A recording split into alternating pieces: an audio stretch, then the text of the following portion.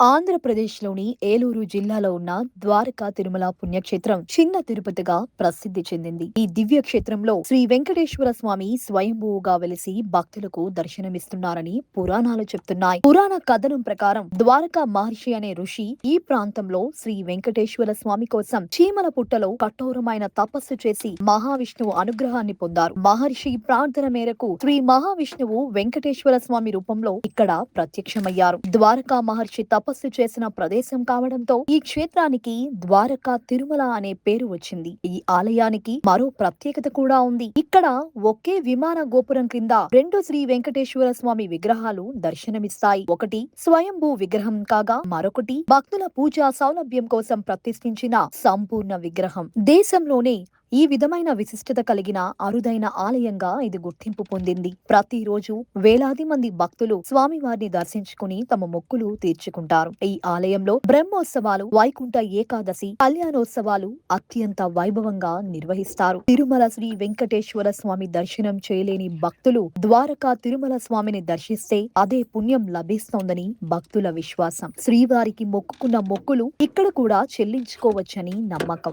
భక్తి, ఆధ్యాత్మికత, పురాణ వైభవం కలగలిసిన ద్వారకా తిరుమల క్షేత్రం నేటికి లక్షలాది మంది భక్తులకు ఆధ్యాత్మికత కేంద్రంగా వెలుగొందుతుంది. చిన్న తిరుపతిగా ప్రసిద్ధి చెందిన ఈ దివ్య క్షేత్రం ఆంధ్రప్రదేశ్ ఆధ్యాత్మిక వారసత్వానికి ప్రతీకగా నిలిచింది.